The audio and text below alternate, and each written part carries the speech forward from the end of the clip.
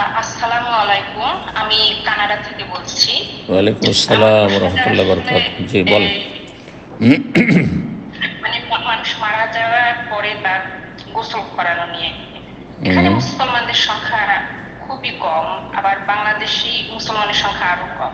এখন হুম এখানে প্রশ্নটা হলো যে এখানে কিছু মহিলা আছে যারা নাচ গান অনুষ্ঠানের সাথে জড়িত, যারা স্টেজে সবসময় প্রোগ্রাম করে, বিভিন্ন কাজে তারা সবসময় আগায় আসে। এখন কেউ কোনো মহিলা মারা গেলে তারা তাদেরকে গোসল করানোর জন্য আবার আগায় আসে। এখন হুম আমার প্রশ্ন হলো যে এই ইসলামে কি কোনো গাইডলাইন আছে যে কারা হলো একজন মুসলমান মহিলা মারা যাওয়ার পরে গোসল দিবে, আর এটা কি সেই মৃত ব্যক্তির জন্য কোনো গুরুত্বপূর্ণ বিষয় কিনা যে কে তাকে গোসল দিল? বিসমিল্লাহির রহমানির রহিম। আলহামদুলিল্লাহ ওয়াসসালাতু ওয়াসসালামু আলা রাসূলিল্লাহ ওয়া আলা আলিহি ওয়া সাহবিহি আজমাইন। বাদ প্রশ্ন করেছেন যে অমুসলিম দেশে যেখানে বসবাস করছেন সেখানে মুসলিমদের সংখ্যা খুবই কম, আর বিশেষ করে বাংলা ভাষাভাষী মুসলিমদের সংখ্যা আরও কম, যেমন কানাডার কথা বলছেন। আল্লাহ রাব্বুল আলামিন যেখানে রাখবেন যেন দিন দুনিয়ার হেফাজতে রাখুন এবং ঈমান ইসলামের হেফাজত করে আল্লাহর কাছে যাওয়ার তৌফিক দান করেন।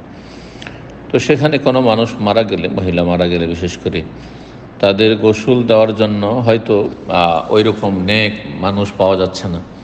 এমন কিছু মহিলা আছে যারা নাচ গান করে বা পুরুষ নাচ গান করে, তারা আবার গোসল দেওয়ার জন্য এগিয়ে আসে।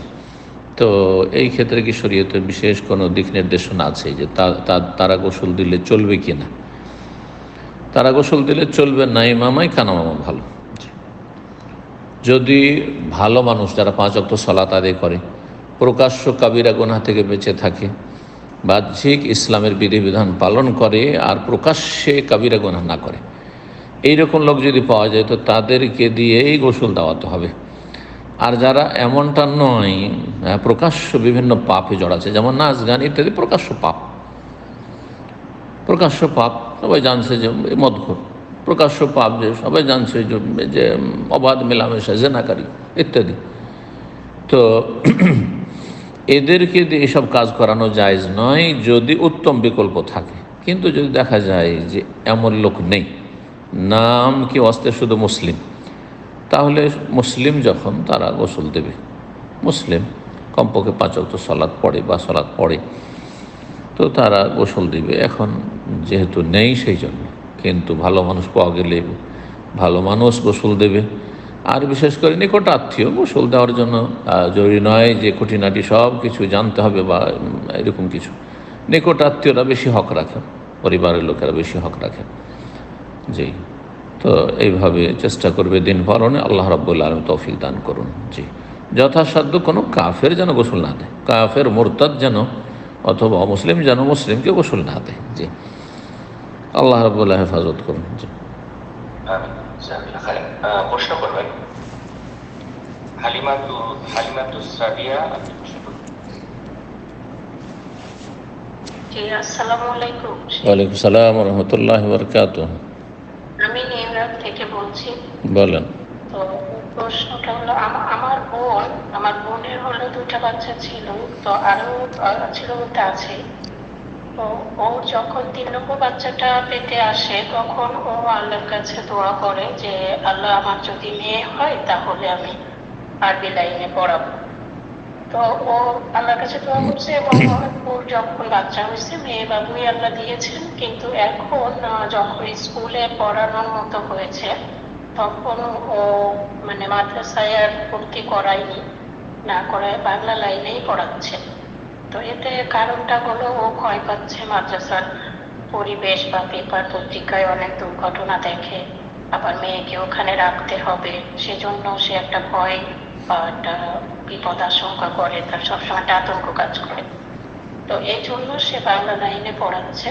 তো এতে করে মানে তার মানে কোনো গুনাহ হবে কিনা বা তার এই ক্ষেত্রে কি করণীয়, যে সে তো আল্লাহর কাছে ওয়াদাবদ্ধ হয়েছিল কিন্তু সেটা তো করতেছে জি না, জি জি, এখন সে কি করতে পারে? বুঝেছি। প্রথম কথা, তিনি মান্যত করেছেন, আমার ছেলে হোক অথবা মেয়ে হোক, মান্যত করলাম যে আমার এই বাচ্চা মেয়ে যদি হয় তাহলে আরবি পড়াবো। আচ্ছা, এখানে মেয়ে হইলে আরবি পড়াবো আর ছেলে হইলে আরবি পড়াবো না কেন? তো নিয়তেই তো অসততা আছে। আল্লাহ হিদায়াত দান করুন। তো যাই হোক, তারপরে মেয়ের সম্পর্কে মান্যত করেছেন, নজর মান্যত করেছেন যে মেয়ে হইলে আমি তাকে আরবি পড়াবো, ইসলামিক লাইনে পড়াবো। এখন পড়াচ্ছেন না, স্বেচ্ছায় পড়াচ্ছেন না, নিরুপায় নয়, তাহলে তিনি নিঃসন্দেহে গুনাহগার, তিনি ফরজ ত্যাগকারী। কারণ মান্যত পুরা করা ফরজ, মান্যত করা জায়েজ, মুস্তাহাবও নয়, উত্তমও নয়। কিন্তু মান্যত করে নিলে সেটি যদি বৈধ হয়, শিরকি মান্যত না হয়, বেদাতি মান্যত না হয়, পাপের কাজের মান্যত না হয়, জায়েজ বা নেকির কাজের মান্যত হয়, যেমন আমি আরবি পড়াবো, ভালো কাজের মান্যত, তাহলে ওয়ালিউফু নজুর রহম, আল্লাহ কোরআন এখানে বলছেন তারা যেন তাদের মান্যতগুলি পুরা করে। মানত পুরা করা ফরজ। তাহলে তিনি যে মানত পুরা করেননি, এখন বাংলা লাইনে বা ইংরেজি লাইনে, যে লাইনে হোক, মানে ইসলাম ছাড়া পার্থিব শিক্ষা শিখাচ্ছেন, তিনি ফরজ ত্যাগ করছেন, ফরজ ত্যাগের গুনাহ হবে তার। জি, তার জন্য তওবা করা ফরজ। আর তওবার একটি দিক হচ্ছে যদি সম্ভব হয় এখনও সংশোধন করে তাকে আরবি লাইনে পড়ানো। আর সেটা যদি একান্ত না করে, আল্লাহর কাছে তওবা করবে, আল্লাহ ভালো জানেন তার তওবাতে কতটা তার ইখলাস থাকবে এবং আল্লাহ কবুল করবেন না, আল্লাহ ভালো জানেন।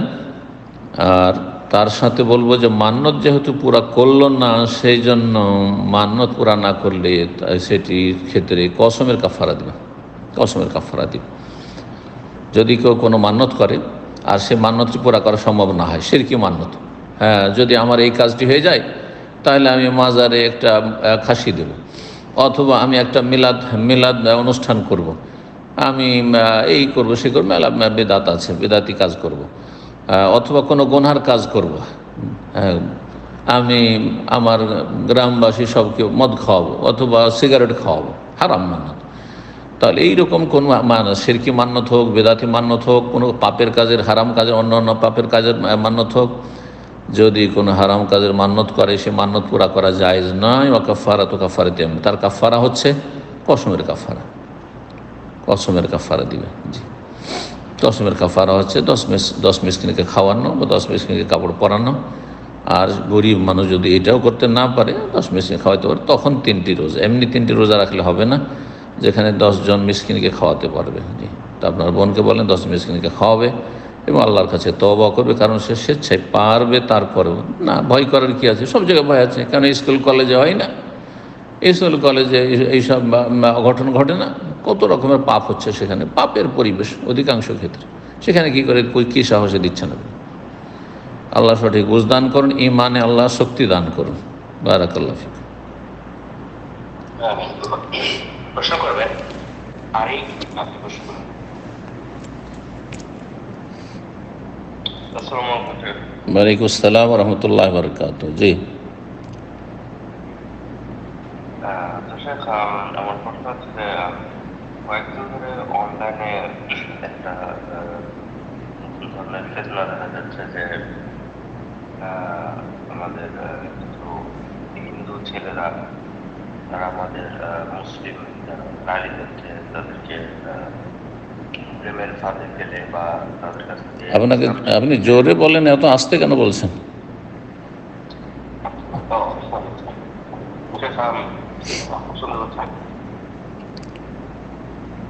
জোরে বলেন।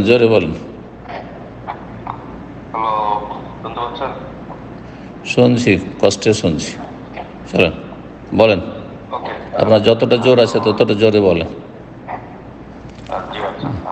তো আমার প্রশ্ন হচ্ছে যে কয়েকদিন যাবৎ আমরা অনেকে দেখছি যে অনেক এরকম ফেসবুকে নিউজ দেখছি যে অনেক মুসলিম নারীরা হিন্দুদের তারা ওপেন থাকছে, তারা হিন্দু ছেলেরা মুসলিম নারীদের বলছে যে আমরা তোমাদের কাছে ইসলাম শিখতে চাই, এরকম বলে তাদেরকে প্রেমের ফাঁদে থেকে পাচার করছে। বাংলাদেশ থেকে অনেকে ইন্ডিয়াতে পাচার করেছে। তো সে এই ব্যাপারে আপনার কিছু উপদেশ আসা যাচ্ছে? এই ব্যাপারে উপদেশ একটা সাধারণ লোকও দিতে পারবে। সেটা হচ্ছে একজন মুসলিম মেয়ে, সাবালিকা মেয়ে একটা মুসলিম যুবকের সাথে যোগাযোগ, একা এই টেলিফোনে অথবা সোশ্যাল মিডিয়াতে যোগাযোগ হারাম। তাহলে একটা অমুসলিম কাফেরের সাথে কিভাবে যোগাযোগ করছে? তাহলে এটি তো প্রথম হারাম কাজ করেছে সে মেয়ে, এবং সেই মেয়ের পরিবার যদি জানে তো হারাম কাজ করছে। তারপরে আপনার দূষিত পরিবেশে সহশিক্ষায় লেখাপড়া করেছে সাবালিকা মেয়েকে, আর এক হারাম কাজ করছে। সুযোগ দিয়েছে অভিভাবকরা, বাপ মা সুযোগ পেয়েছে সে মেয়ে, এবং সেই কাফের সুযোগ পেয়েছে মুসলিম মেয়েকে এইভাবে আপনার অসৎ উদ্দেশ্যে সে এইভাবে নিয়ে গিয়ে তাকে মেরে ফেলা অথবা নির্যাতন করার ইত্যাদি ইত্যাদি, এসব যে ষড়যন্ত্র চলছে এগুলি তো সুযোগ আপনারা নিজেরাই দিয়েছেন, আপনারা দিয়েছেন। আল্লাহ হেদায়েত দান করুন। জি, শিক্ষার পরিবেশকে ভালো করার তৌফিক দান করুন, সহশিক্ষা থেকে ফিরে আসার মুসলিম জাতিকে আল্লাহ তৌফিক দান করুন, এবং অভিভাবকদেরকে আল্লাহ সচেতন হওয়ার তৌফিক দান করুন। সাবালিকা মেয়ে, তার হাতে স্মার্টফোন থাকবে আর সে সমস্ত ফ্যাসিলিটি ব্যবহার করবে, আর মুসলিম অমুসলিম সৎ অসৎ ফাসিক ফাজের লম্পট সবার সাথে যোগাযোগ করছে, এই সুযোগগুলো কে দিল? এবং এরকমটা কেন করতে যাবে? যে মেয়ে করতে যাবে আর যে মেয়ের পরিবার এরকম সুযোগ দিবে আর এই ক্ষেত্রে শিথিল হবে, আদা খাবে, স্বাদ পাবে। আল্লাহ তাদের হেদায়েত দান করে। এটি দুনিয়ার আযাব, দুনিয়ার আযাব যে মুসলিমের এখন নির্যাতিত হচ্ছে, হ্যাঁ এটি দুনিয়ার আযাব। আর আখিরাতের আযাব তো আছে, এগুলো দুনিয়ার শাস্তি মুসলিমদের, পাপিষ্ট মুসলিমদের জন্য এগুলো শাস্তি। এগুলো কোন নেক মানুষ, ভালো মানুষের বাড়িতে এরকম ঘটনা। জি, যদি আল্লাহকে ভয় করে নিজেদের ক্ষেত্রে বাপ মা এবং নিজের ছেলে মেয়েদেরকে তাদের ইমানি তরবিয়ত আল্লাহকে ভয় করে, কখন এমনটা হবে না। জি, কখন এমনটা হবে না। আল্লাহ তৌফিক দান করুন, আল্লাহ হেদায়েত দান করুন জাতিকে। এরপরে প্রশ্ন করবেন হাসান, আপনি প্রশ্ন করবেন।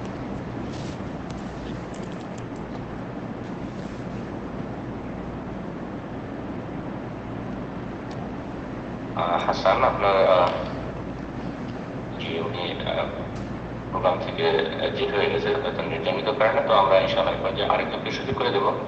প্রশ্ন করবেন কাজী সোমাইয়া হাসান খেয়া, আপনি প্রশ্ন করবেন।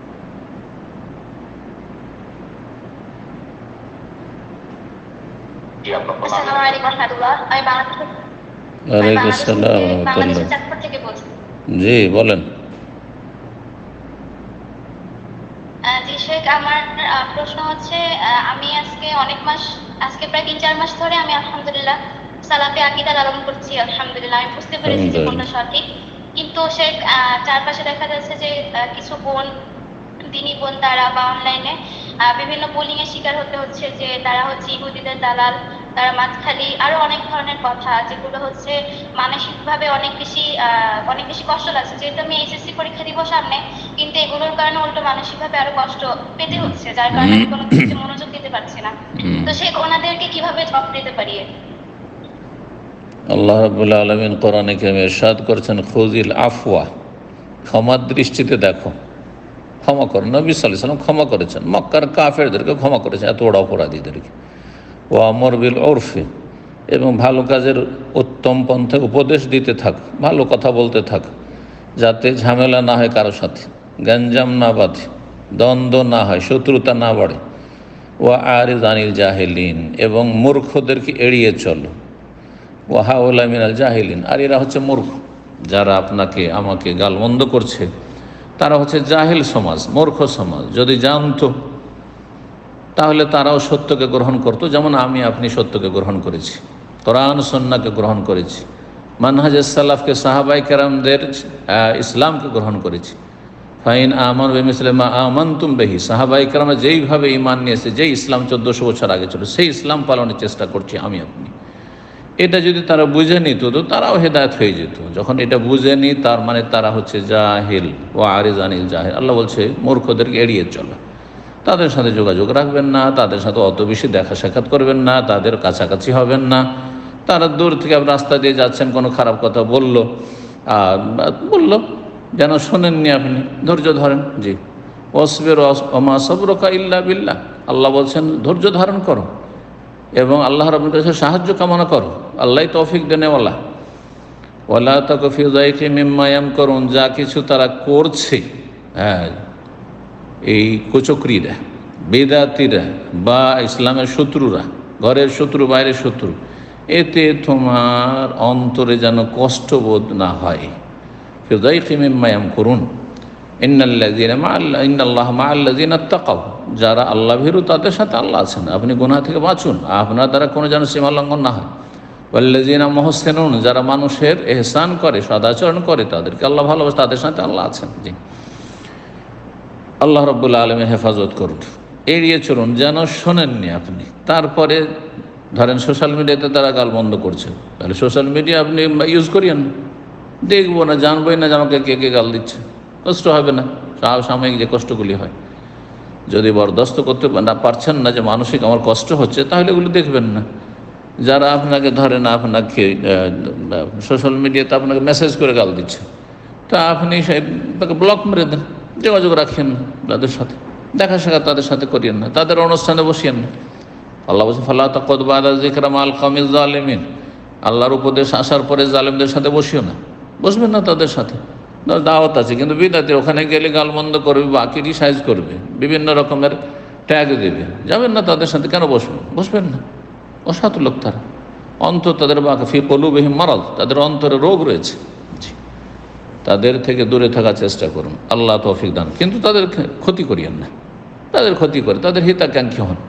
তা যেন আগুনের দিকে ঝাঁপ দিতে যাচ্ছে, আপনি তাদেরকে সেখান থেকে রক্ষা করার চেষ্টা করছেন। এটা হচ্ছে নবী সাল্লাল্লাহু আলাইহি সাল্লামের আদর্শ। আল্লাহ তৌফিক দান করুন। ধৈর্য ধারণ করতে হবে, তাকওয়া অবলম্বন করতে হবে, ইহসান করতে হবে। জি, আল্লাহ তৌফিক দান করুন। বারাকাল্লাহু ফিক। আমিন। প্রশ্ন করবেন শাফিউল্লাহ বিন আব্দুল হাই।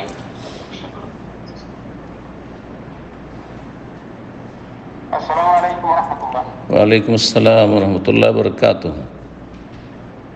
আমি সৌদি আরব রিয়াদ। জি বলেন। আমার প্রশ্ন হচ্ছে, যদি ঈদ চলে গেছে, ঈদের তাকবীর দিয়ে আমাদের দেশের একজন মুফতি, উনি সহিয়াকে তারিফ করেন, উনি যে ঈদের তাকবীরগুলো আল্লাহু আকবার আল্লাহু আকবার যে তাকবীরগুলো আছে, উনি বলছে এই হাদিসটা সহিহ না, উনি চ্যালেঞ্জ করে বলছেন। ও কিছু জানে না, ও আসলে সহি আকীদা ছিলই না। ও জি, সহি আকীদা ছিলই না। এখন হয়তো কোনো গরজে সহি আকীদার ভান করেছে। জি, আর তার এমন কোনো এলেম কালাম না, তার ডিগ্রি বা সার্টিফিকেটই কী আছে, কোথায় লেখাপড়া করেছে, কোন একটা আহলে হাদিস প্রতিষ্ঠান থেকে বাংলাদেশে লেখাপড়া করেছে, সৌদি আরব থেকে লেখাপড়া করেছে, তাহলে তাকে কি করে আপনি মুফতি, মানে দেওবন্দি মাদ্রাসায় পড়া মুফতি, তো তারা কতটা শিখার কি শিখে তা তো আমাদের জানা আছে। জি, ভুল বলেছে, ভুল তথ্য দিয়েছে, ভুল বলেছে, বিভ্রান্ত হবেন না এই সব আপনার এই পুটির মাছদের কথা শুনে। ভালো ভালো আলেমদের শরণাপন্ন হন। জি, ভালো আলেমদের কথা শুনে, এইসব বক্তাদের কথা কেন শুনছেন? এরা আলেমই না। জি, এরপর যে প্রশ্ন নেব, প্রশ্ন করবেন এসকে আসগার। আপনি প্রশ্ন করেন।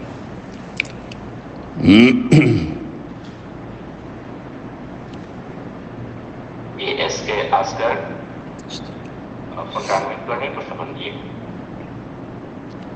আসসালামু আলাইকুম ওয়া রাহমাতুল্লাহ। কেমন আছেন? আলহামদুলিল্লাহ। ওয়ালাইকুম আসসালাম ওয়া রাহমাতুল্লাহি ওয়া বারাকাতুহু। জি বলেন। আমি সৌদি আরব থেকে বলছি। জি, আমি আপনার অনলাইনে ছাত্র। জোরে জোরে জোরে শুনছি না। জি, তো আমি কালকে 2-3 দিন আগে আমি একটা বয়ান করেছি যে একটা গোত্র আসলো নবী সাল্লামের কাছ থেকে, মানে বললো সুসংবাদ নাও, তারপরে ওরা চেয়ে বসলো, তারপরে ইমান থেকে একজন আসলো বলে তোমরা সুসংবাদ নাও। সেই সুসংবাদটা কি এসে ওইটা মানে বয়ানে শুনলাম না, সুসংবাদটা সবচাইতে বড় সুসংবাদ মুমিনদের জন্য জান্নাতের। তো মূল উদ্দেশ্য নবী সাল্লাল্লাহু আলাইহি সাল্লামের ইকবালুল বুশরা, তোমরা সুসংবাদ গ্রহণ করো, মানে তোমাদের জন্য জান্নাত রয়েছে। তোমরা যদি এই ইমানের উপর অটল অবিচল থাকো, যে ইমান নিয়ে এসছো, ইসলাম গ্রহণ করেছো, তাহলে তোমরা জান্নাতের সুসংবাদ নাও। কোরআনে কারিমে আল্লাহ বলেছে ওয়াবশিরু বিল জান্নাতিল্লাতী কুনতুম তুআদুন, তোমরা সুসংবাদ নাও সেই জান্নাতের যার তোমরা প্রতিশ্রুত হয়েছে, যার ওয়াদা করা হয়েছে, জান্নাতের সুসংবাদ। তার সাথে দুনিয়া আখিরাতের সার্বিক কল্যাণের সুসংবাদ। নবী সাল্লাল্লাহু আলাইহি সাল্লামের প্রতি ঈমান নিয়ে আসবে, রব্বুল আলামিনের প্রতি ঈমান নিয়ে আসবে, তার জন্য দুনিয়ার বালা মুসিবত কিছুই না, তুচ্ছ। জি, তাদের জন্য মহাপুরস্কার রয়েছে, দুনিয়ায় আল্লাহর কাছে সম্মানিত, রবের কাছে সম্মানিত, জি, এবং ভালো মানুষরা ভালো মানুষকে ভালোবাসে। সুসংবাদ সব কিছুকে সামিল, কিন্তু সবচেয়ে বড় সুসংবাদ হচ্ছে জান্নাতের। সেই জান্নাতের সুসংবাদের কথা বলেছে। সেই সময় নবী সাল্লাল্লাহু আলাইহি ওয়াসাল্লামের কাছে হয়তো আপনার বাইতুল মালে এমন কোনো সম্পদ ছিল না দেওয়ার মতো, আর তারা চেয়ে ফেলেছিল বনু তামিমের কিছু লোকেরা।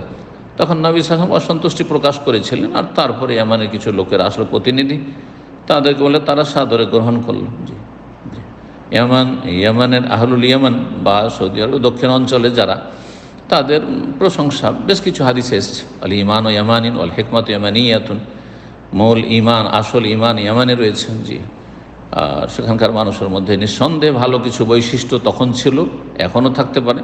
জি, যার ফলে নবী সাল্লাল্লাহু আলাইহি ওয়াসাল্লাম তাদের প্রশংসা করেছেন। জি, বারাকাল্লাহ ফিক। প্রশ্ন করবেন তো আপনি প্রশ্ন করুন।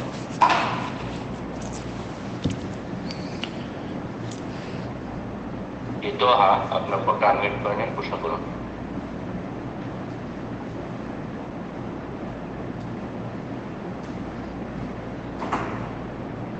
ইনশাআল্লাহ আমরা এই পর্যায়ে আরেকজনকে সুযোগ করে দেব। প্রশ্ন করবেন এমডি মাহবুবুল ইসলাম, আপনি প্রশ্ন করুন। মাহবুব, ওয়ালাইকুম আসসালাম। মাহবুবুল ইসলাম, আপনাকে কিন্তু আমি এই দোহা, আমার আসলে আনমিউট হচ্ছিল না। জি, প্রশ্ন করুন। আপনাকে আমরা শুনতে পাচ্ছি। আপনি। আসসালামু আলাইকুম শাহেখ, আমি বাংলাদেশ থেকে বলছিলাম। জি, ওয়ালাইকুম আসসালাম। ছিল আমার আব্বা একটা বিল্ডিং তৈরি করছে, তো ওই বিল্ডিং এ আমাদের আবাসিক এলাকায় বিল্ডিং, তো আমরা আবাসিক এলাকায় বাণিজ্যিক ভাড়া দিছি আর কি। ধরেন গোডাউন, কর্পোরেট অফিস, কারণ একটু বেশি ভাড়া পাওয়া যায়। তো এখন এটার খুব সম্ভবত সরকারি অনুমতি নাই, এবং এভাবে আমাদের এলাকায় অনেকেই ভাড়া দিচ্ছে। তো আমরা ইউটিলিটি বিলগুলো কিছু ডোমেস্টিক রেটে দেয়, কিছু কমার্শিয়াল রেটে দেয়। তো এখন এই ভাড়া টাকাগুলো কি হালাল হবে কিনা, এটা নিয়ে আমার প্রশ্নটা ছিল। সরকারের অনুমোদন নেই। আমি যতটুকু জানি আবাসিক এলাকায় অনুমতি নাই।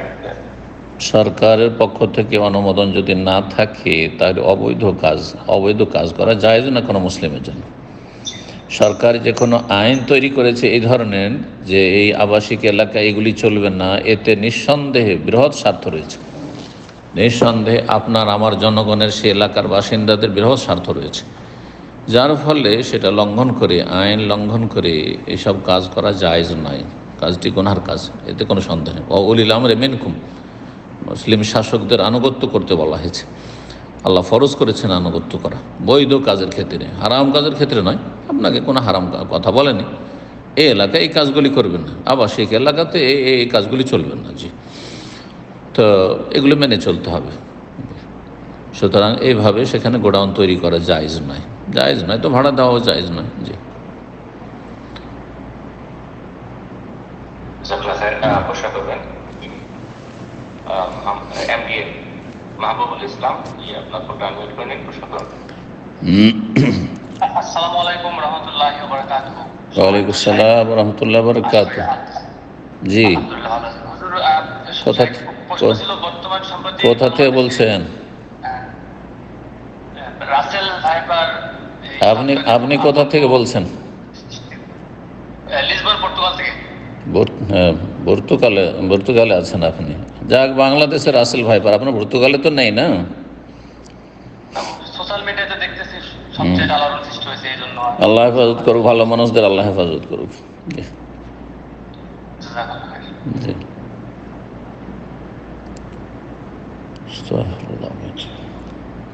কোনো প্রশ্ন আছে? এটাই প্রশ্ন ছিল। প্রশ্ন আর কি আছে? আল্লাহকে ভয় করুক, সতর্কতা অবলম্বন করুক। আল্লাহ বলছে খুজু হিজরাকুম, তোমরা সতর্কতা অবলম্বন করো।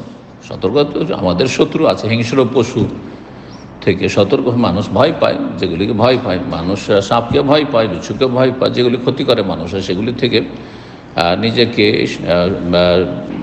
নিরাপদ স্থানে রাখতে হবে, সতর্ক থাকার চেষ্টা করতে হবে, এবং সেই জন্য যেসব পদক্ষেপগুলি রয়েছে সরকার যেগুলি বলছে সেগুলি পালন করতে হবে। জি, এবং হতে পারে এটিও আল্লাহর আযাব, হতে পারে আল্লাহর পরীক্ষা। জি, ফেরাউনের জামানায় ফেরাউনের বংশধরের ওপর বিভিন্ন রকমের এইরকম বালা মুসিবত এসেছিল, তো এটাও হইতে পারে। বিভিন্ন রকম মানুষের জমিনি আযাব, আসমানি আযাব, আর জালেম শাসকের আযাব, আর এই সাপের আযাব, সবই আযাব। জি, যে কোনো অনিষ্ট আল্লাহর পক্ষ থেকে পাপীদের জন্য আল্লাহর আযাব। নেক মানুষ, ভালো মানুষদের জন্য ভালো মানুষ, তারপরেও যদি এইরকমের সম্মুখীন হয় বালা মুসিবতের, তাহলে এটি আল্লাহর পক্ষ থেকে ইবতিলা, পরীক্ষা। পরীক্ষা, সবর করতে হবে, ধৈর্য ধারণ করতে হবে, সতর্কতা অবলম্বন করতে হবে।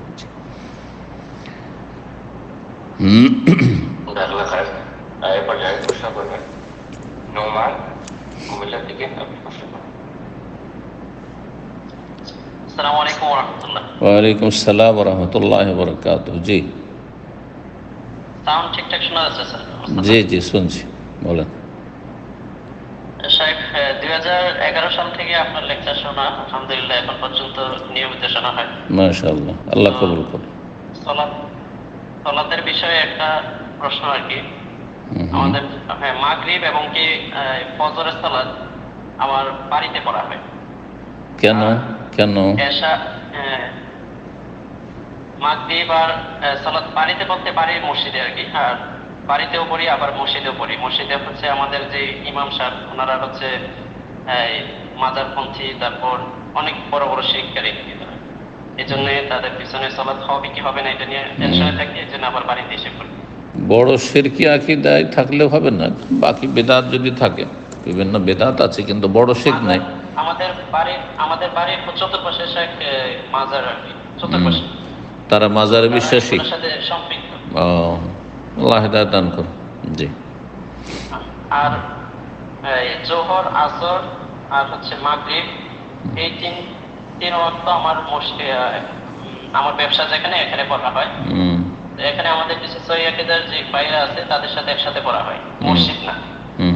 এটা আমাকে কি এখানে তাদের সাথে একসাথে পড়লে কি হবে? জামাতে পড়ি আমরা, তবে একসাথে পড়ি আমরা, আওয়ালতে পড়ি নেই, এটা হবে কিনা আমার, বা আবার কি মসজিদে যে সম্পৃক্ত হতে হবে কিনা সেটা নিয়ে একটু ভাবতেছি। আশেপাশে মসজিদ আছে? মসজিদ আছে, কিন্তু ওইগুলা হানাফি মসজিদ, যেটা দেওবন্দি আকীদার যারা। দেওবন্দি আকীদা যদি হয় তো বড় শিরক, প্রকাশ্য বড় শিরক নাই, প্রকাশ্য বড় শিরক তাদের মধ্যে নেই, থাকলেও গোপনীয় আছে। হ্যাঁ, তাদের মুরব্বীদের কিতাবাদিতে হযরতুল ওজুদ হলুল এসব আছে, কিন্তু তারা সবাই যে বিশ্বাস করে বলা যাবে না, কারণ যেহেতু প্রকাশ্য তাদের আমলে দেখি না। তো এই জন্য তাদের সাথেই সালাত আদায় করতে হবে। জামাতে সালাত আদায় করা হচ্ছে ওয়াজিব, আর কারো মতে সুন্নাত মুআক্কাদা, কারো মতে ফারজে কিফায়া, এক কথায়। আর আপনার আউয়াল ওয়াক্ত সালাত আদায় করা মুস্তাহাব, শুধু উত্তম কাজ। আউয়াল ওয়াক্ত সালাত আদায় করা সুন্নাত মুআক্কাদাও না, জি, ওয়াজিব ফরজ তো নাই। তাহলে দুটো যদি পাশাপাশি থাকে তো আপনি আউয়াল ওয়াক্ত পড়ার জন্য একমাত্র বলা যেত আসরে অনেক বিলম্ব করে, যেহেতু হানাফিরা এই সালাত অপছন্দনীয় ওক্তে নিয়ে চলে যায় তারা, আর ফজর সূর্য ওঠার কাছাকাছি নিয়ে চলে যায়। এই দুটো ওক্তে আপনি পড়ে নেন আউয়াল ওক্তে, কারণ ওরা একবারে মাকরুহ, অপছন্দনীয় সময় তারা সালাত আদি করছে স্বেচ্ছায়। জি, তো বাকি সালাত আপনি তাদের সাথে পড়ার চেষ্টা করবেন। জোহর বা অন্যান্য যে সালাতগুলিতে তাদের সাথে বেশি সময়ের ব্যবধান নেই, হয়তো 10 মিনিট 15 মিনিটের ব্যবধান, আধা ঘন্টার ব্যবধান আছে, সমস্যা নেই। জোহর হচ্ছে 12টায়, আর তারা পড়েছে হয়তো 12:30 বা 1টায়, তো পড়েন, তাতে কোনো অসুবিধা নেই, কোনো অপছন্দনীয় কাজ নেই, জায়েজ আছে। কিন্তু আসর হচ্ছে ধরেন 3টায়, ওরা পড়বে 4:30 5টায়, আধা ঘন্টা 40 মিনিট পর সূর্য ডুবে যাবে, তো এইটা খুব অপছন্দনীয় কাজে তাদের। জি, তো ওই ক্ষেত্রে আপনি পড়ে নেবেন সাথীদেরকে নিয়ে। এক কথায় সাথী সঙ্গে নিয়ে দোকানের আশেপাশে কোনো মশাল্লা থাকা জামাত করেন, জামাত হয়ে যাবে, কিন্তু সে মসজিদের জামাতই হচ্ছে আসল জামাত। মসজিদের জামাতই হচ্ছে আসল জামাত। ওয়ারকাও মার রাকেন মানে এই নয় যে কোনো জায়গায় শুধু জামাত করলে হয়ে গেল।